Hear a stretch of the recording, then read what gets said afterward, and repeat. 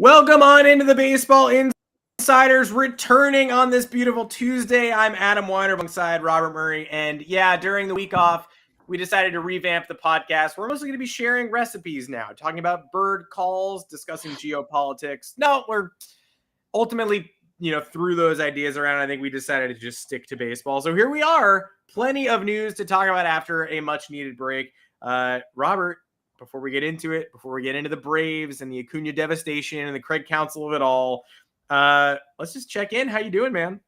I am lovely. The 2.5 weeks, either at home in Wisconsin or in Ohio, was absolutely fantastic. Feel refreshed, feel really good.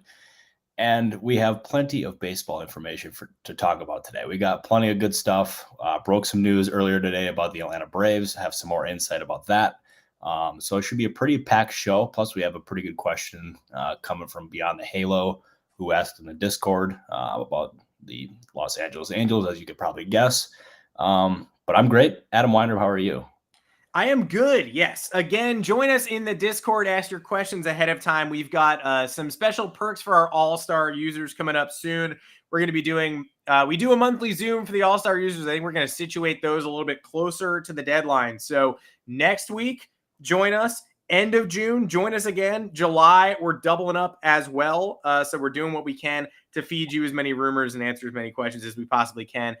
In addition to the Discord, want to shout out DraftKings. As always, they're offering a no sweat bet sign-up bonus for new users. New customers who sign up with our code Baseball Insider, just an R, no S, and deposit at least $5 will receive a no sweat bet up to $1,500 bonus on their first wager. This means if you place a first bet of $50 and lose, you will receive a $50 credit in bonus bets straight to your account, up to $1,500. You'll also receive one single game parlay reward every day. Using our code Baseball Insider not only gets you these bonuses, but it also directly supports our podcast, the very podcast you're watching or listening to at this moment in time. If you've been considering signing up for DraftKings, make sure to use the code Baseball Insider to maximize your first bet. This offer is only available to new customers who are 21 plus and physically present in legal gambling states. Please remember to always gamble responsibly. Check the episode description for the full terms of the offer to see if you qualify. And like Robert said, we're going to be getting to some of your questions today. As the hot stove heats up a little bit, more teams potentially joining the buyer or seller market. We thought maybe something would be kickstarted a couple weeks ago when Luis Arraez went to San Diego. Not so much, but there is still plenty of movement. And again, the deadline is closer than you think, approaching 2 months away. Plenty of teams getting their ducks in a row. But before we get to your questions, obviously the Ronald Acuña Jr. news sort of takes front and center stage. We're going to be talking about the implications. We are certainly going to be talking about what's next for the Braves. But before doing that, it does feel necessary and kind overall just to pause on the news itself. Strangely precedented. We've already seen Acuña miss a season with a tear midway through the 2021 season. That year, the Braves were obviously able to recover, but that does not mean that will happen again. And that does not mean that because Acuña's done it once, he can do it again, turn off the emotional lever and just rehab and get right and get ready for 2025. This has a lot of mental health impact on a player and a person like Acuña too, you would imagine, after already battling back from a similar injury once.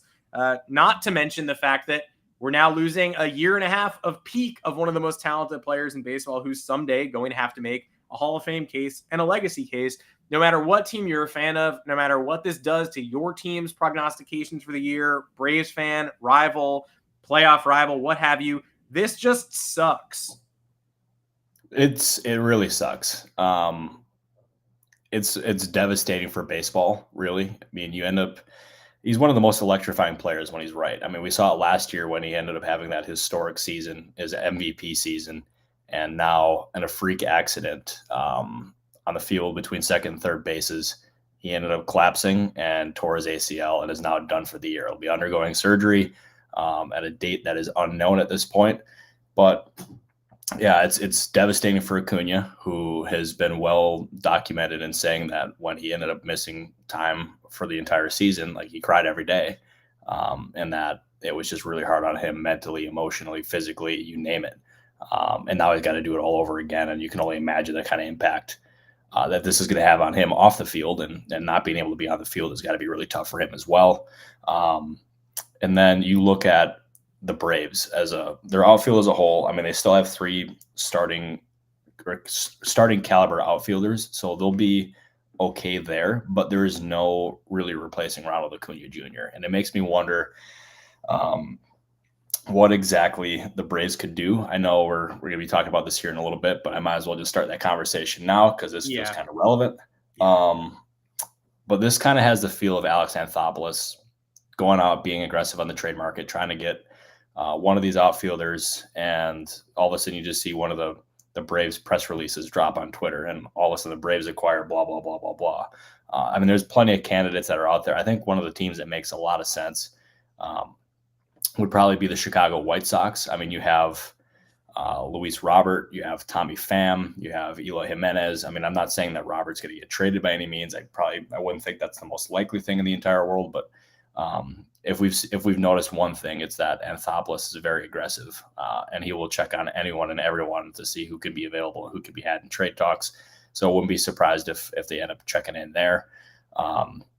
But there's no replacing Ronald Acuña Jr. Like, that injury is devastating for them. He's going to be gone for the entire year. They're going to have to overcome that, and also the loss of Spencer Strider. Not going to be easy. They've shown they can do it in the past and overcome these kind of things, but this season, trying to overcome this is probably going to be their most difficult task yet.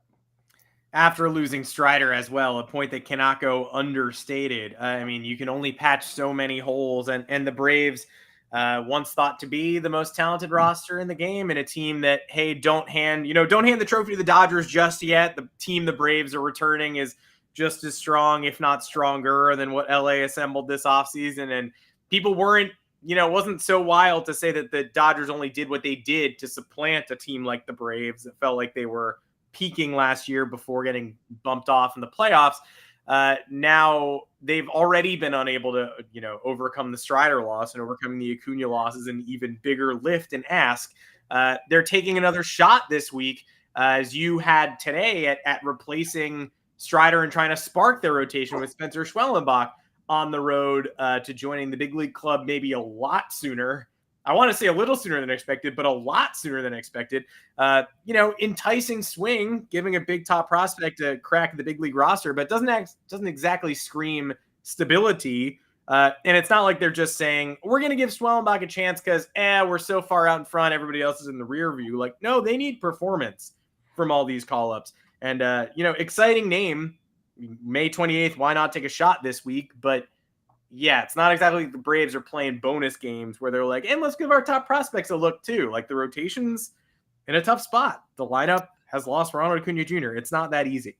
No, it's not easy at all. And they lost one Spencer S and replaced him with another Spencer S. Yeah. Well, maybe it is that easy. Maybe it's just sort of a 1-for-1. Yeah. Yeah. And like, this is just a continuation of the Braves and what they've done in the past and being really aggressive and trying to promote these guys from the minors. And Spencer Schwellenbach, he's been one of their top performers in the minors. He looked really good in single A, ended up getting promoted to double A, made 2 starts there, looked really good. And then all of a sudden, the Braves had a need for a starting pitcher tomorrow, and they did not name anyone. And all of a sudden, word gets out that Schwellenbach is getting the call up, that he wasn't on the flight to AAA. And lo and behold, now here he is on the verge of his major league debut. It's been a very aggressive promotion for him. And it makes you wonder what exactly the Braves could have in mind here. I mean, it could end up being, this is my most likely guess is that they're trying to get him to the majors, and they want him to be like an impact player for them this year, because they need starting pitching. There's no way to really sugarcoat that. And I've seen some talk on Twitter of people asking maybe this could end up being some sort of they're trying to feature him and for potential trade. I mean, you can never rule anything out with Anthopoulos, but that would not be my guess here. I think Schwellenbach, if he ends up performing really well, would probably be here to stay. And who knows with Anthopoulos, maybe he could try to do an early extension again. I was getting way ahead of myself, but it's in his DNA. That's what he does best. But I thought it was it's an aggressive promotion, but it makes sense. It goes along with their history. And if he doesn't perform, or even if he does perform, they are a candidate to go out and get another starting pitcher, I think. But I'm not really sure what that could look like. But with Anthopoulos, as I've said before, and I'll say it again, you could never rule anything out. Well, we've already pitched 2 potential shocking Braves Twitter press release drops. Schwellenbach extension or a Luis Robert trade. You pick your poison, comment section. Decide which you feel is more possible. But it both seem like a long shot, but also plausible based on previous Braves activity. Can't rule it out. No, for sure. Also, one thing too, I want to add here. Non-Braves related, but Mike Clevenger just went on the injured list with the Chicago White Sox with right elbow soreness. I was just told that it is not structural, so I guess the White Sox can kind of breathe a sigh of relief there. I know he struggled, but at least it's not structural from what they can tell so far. Yeah, and that's obviously going to factor pretty significantly into the White Sox trade deadline plans, if not the remainder of their current season. So you want to lose as few veteran assets as you possibly can for long term if you are a team like the Chicago White Sox. And speaking of teams that are willing to lose assets and potentially provide the Braves with assistance, worth noting that National center fielder Victor Robles was DFA'd yesterday, pretty much at the same exact time as the Braves were attempting to pick up the pieces from the Acuña injury. Now, Robles' reputation precedes him as a defensive wizard, but he has not had a positive OPS plus full season since ever. He's never had one. He put up a 127 mark in 21 games in 2018. Rookie of the Year season was the closest he came to big league stardom, I guess, back in 2019 when the Nats won the World Series. But since then, the output has just not been there. And this year, he is hitting 120 in 33 plate appearances to begin the season. So we're going to hear that name mentioned because of the pedigree. And I think we're probably going to hear that name mentioned with Atlanta because they know him better than most, sharing a division with Victor Robles for the last several years. But how did this raise your radar yesterday when you heard that they were actually going to finally take this step? After Robles has long been a buy low candidate, everybody loves to plug him into the trade machine. And now all of a sudden, DFA'd, here's your chance. Anybody who wants to get in on that. Yeah, it's kind of feels like with the trade machine and whatever, it kind of feels like the Yankees for all that time with Clint Frazier and I forget who the other one was. Miguel Andujar, baby, the easiest names to shop, but the hardest names to sell. Yeah, it's the truth. But I mean, this kind of felt like a long time coming. It seemed like a change of scenery could end up being a really good thing for him here. Obviously, did not live up to expectations at all as a top prospect, but I do think he'll end up being a guy who attracts some sort of trade interest, whether it's for cash considerations or like a small player to be named later or whatever. And to me, like he makes a lot of sense for the Atlanta Braves, as you mentioned. Literally within minutes of him getting DFA'd, I asked someone who's close to Robles, like, how long until Robles is an Atlanta Brave? And his response was, I know, right? Or I know, right? But we'll see. But I think that fit makes a lot of sense, especially after the Acuña injury. We'll see exactly how that goes, but I think he'll attract some trade interest, and a change of scenery could probably be the best thing for him. But at this point, I don't think you can really expect too much from him.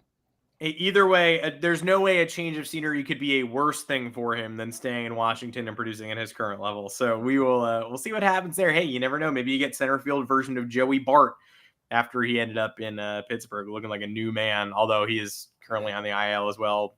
Sorry to the Pittsburgh fans. But yeah, change of scenery can do somebody good. And if they're a former top prospect with this kind of pedigree, you never know. Well, not every change of scenery is positive, or at least doesn't leave you in a positive spot when you return to your old scenery, and everybody who's still there lets you know that they hate you. Craig Counsell came back to Milwaukee this weekend. And I don't think we expected a positive reception after his Craig Counsell Little League field was vandalized with spray paint right after he went to Chicago or something like that. So the fine people of Milwaukee have made their voices known and heard for the past several months. Craig Counsell's Chicago Cubs team is treading water in that division, to be generous. They love to take a late inning lead. They don't love to hold a late inning lead. But all of that fumbling and the bullpen malfeasance and the Cubs' recent struggles did not protect Counsell at all Monday from the wrath of the Milwaukee faithful. Did this surprise you at all, or was this pretty much in line with what you expected? And are we going to hear it again tonight? Like, is this over? No, Kai, you think this is over? No way, no how. Like I don't know what people expected. I mean, as you said, like his baseball field in Milwaukee that was named after him, or a Whitefish Bay. I can't remember which one it is. I think it was Whitefish Bay. Yeah. But yeah, like it got vandalized. There was spray paint all over the sign. And I mean, if that happens, you're not going to expect the guy to get a standing ovation. I mean, I see Cubs fans clowning Brewers fans for acting this way, like for booing him. I mean, I can understand clowning them for vandalizing the sign, but booing, I mean, I would like that should have been expected, especially to the degree that it was.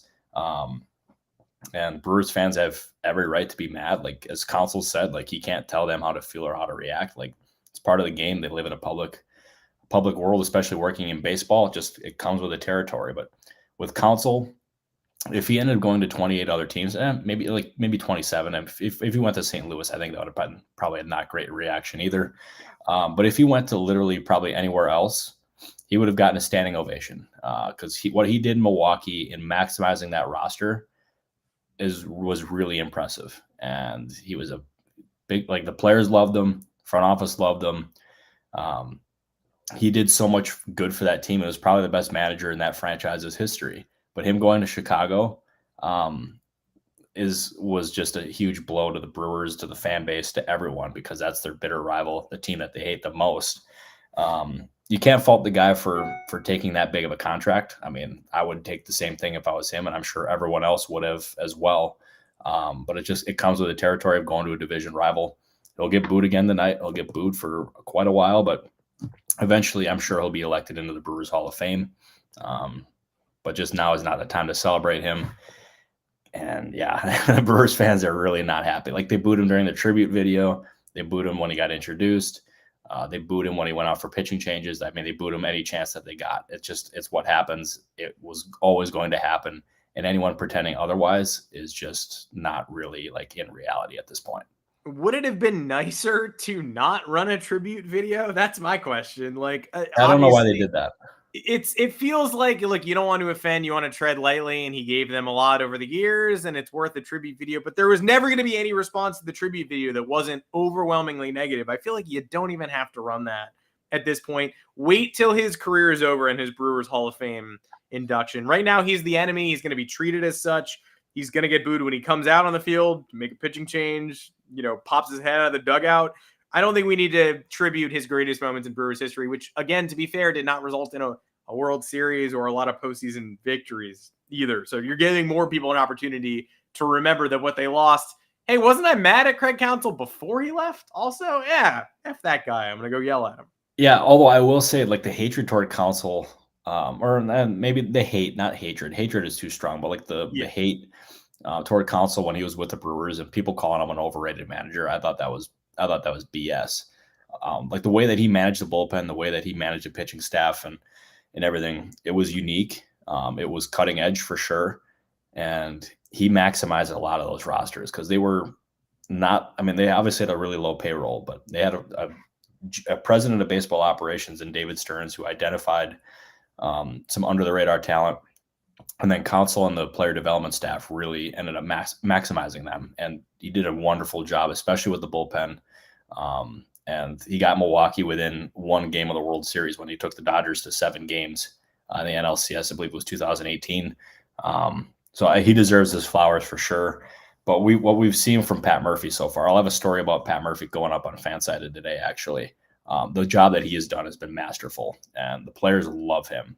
He is like, you see Murph, and you see this tough guy on the exterior. Like he looks like he always wants to kick the shit out of you, is basically like how I'd put it. But he's a teddy bear on the inside. He's a really good dude. The players love him. They're rallying after him. And so far he's got the Brewers cruising pretty good so far. Yeah, and look, he's channeling that shit kicking into what he's doing to Brewers opponents. So you have to say overall a win thus far for the Crew. But yeah, keep booing Counsell, especially from where you sit right now. You sit in a pretty good spot. So let the Cubbies fans and the Cubbies players know right now while they're down. It always feels good to kick them while they're down.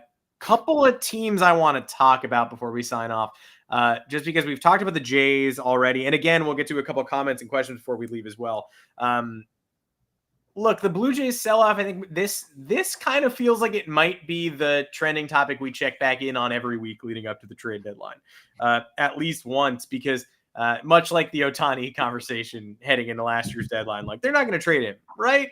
Probably not, right? But they might regret holding him also, right? And then it ended up being they do hold him, they do falter. They probably should have sent him elsewhere.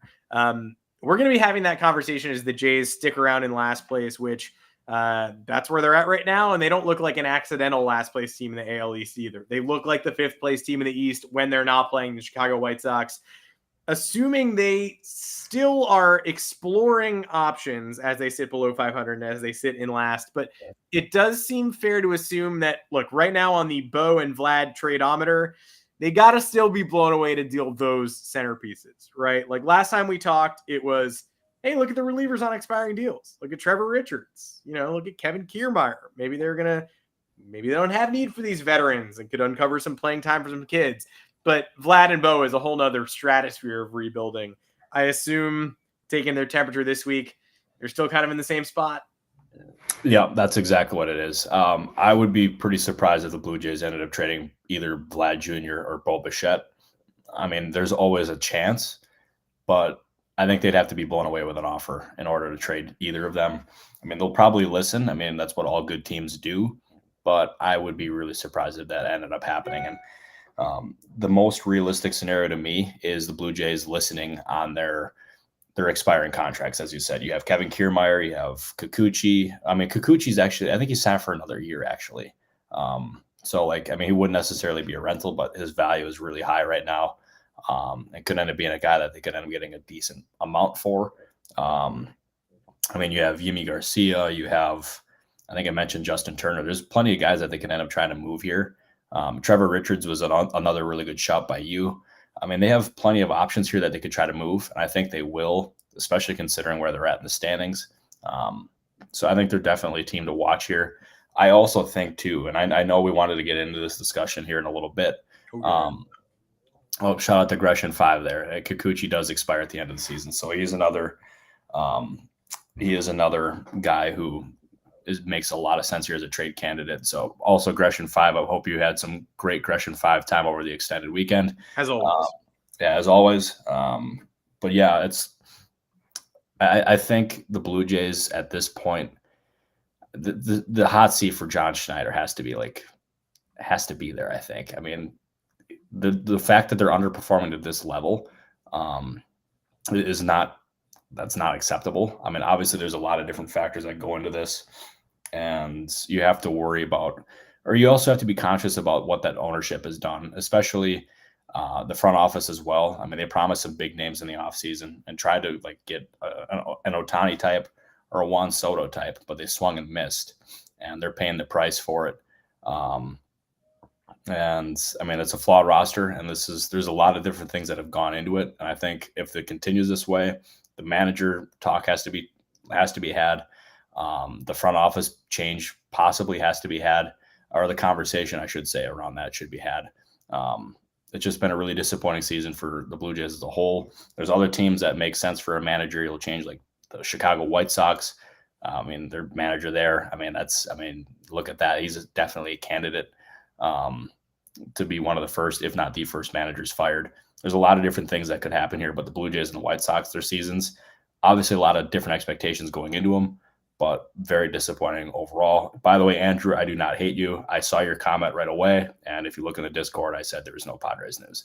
So that's true. I'm not ignoring you, but that's just the reality. There's no Padres news. That's all we got. Do you want us to should we make up some Padres news? We could do that. Should we? Wandy Peralta, I heard, is switching to keto. Can you confirm or deny an all keto diet? Sources confirm. There we go. Look at there's the Padres news. Perfect. Although it's not actually real Padres news. We don't actually. I want to make that clear before the aggregators get that. He's not. Aggregators, don't hit me with your. Hey, if the aggregators aggregated me saying Wandy Peralta was keto, it would be the first time they ever picked one of my quotes instead of yours. So it would be an all timer. And I encourage you, run with it. Just credit me and don't credit Robert. Just say I was first on that one.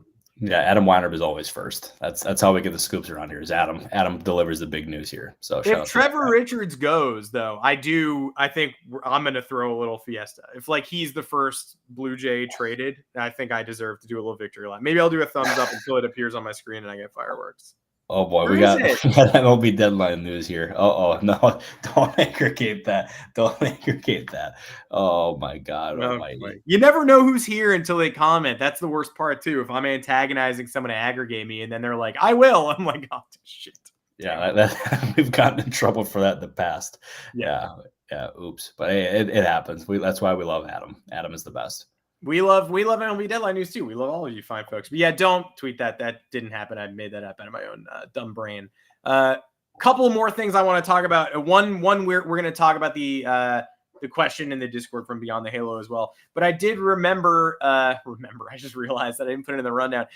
There was some discussion about Kenley Jansen this week, and obviously we've talked extensively about a Kenley Jansen trade. This is not to say that it's it's on the horizon or definitely going to happen at the deadline or not going to happen. I just think it's surprising that news drops. The Red Sox are basically playing 500 ball. The offense has been okay. The pitching has been incredible. And whether they were intending to contend this year or not, fact of the matter is they've been fine, and they'll continue to be fine whether they trade Kenley Jansen or not. Someone who has been their closer but has been at the back end of a bullpen that produces talent at a higher rate this year than in previous years. Justin Slayton, who they plucked in the Rule 5, looking pretty fantastic. I don't know, Red Sox fans, I'd have pretty good faith that if they took a 36-year-old out of the closer role and slid somebody else in there, that they would be able to profit and be able to backfill. Kenley Jansen, average exit velocity in the 14th percentile this year, chase rate in the 2nd percentile, barrel percentage in the 7th percentile.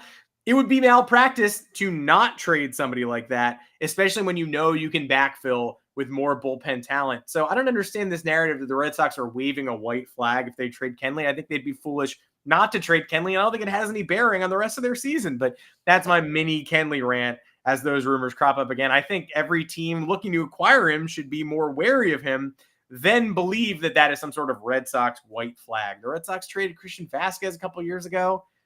Everybody flamed them for that. And then Vasquez has pretty much disappeared from the map as the Red Sox continued to. The problem is what the Red Sox did next, not that they traded Christian Vasquez. Yeah, no, 100%. Like, I totally agree with you there. And like, if they ended up trading Kenley Jansen, it's not the end of the world. It's not them punting on their season by any means. Like, you mentioned those numbers, by the way, like is on his Baseball Savant page, and you look at his ERA, it's a 3.06. Then his FIP is 2.4, which is really interesting. Like, I mean, I don't know necessarily what to make of it, but he's avoided making the mistakes. But I think he is a logical trade candidate. I mean, I can't guarantee that he's going to get traded because you never know what's going to be offered. But I mean, you look at the Dodgers could make sense.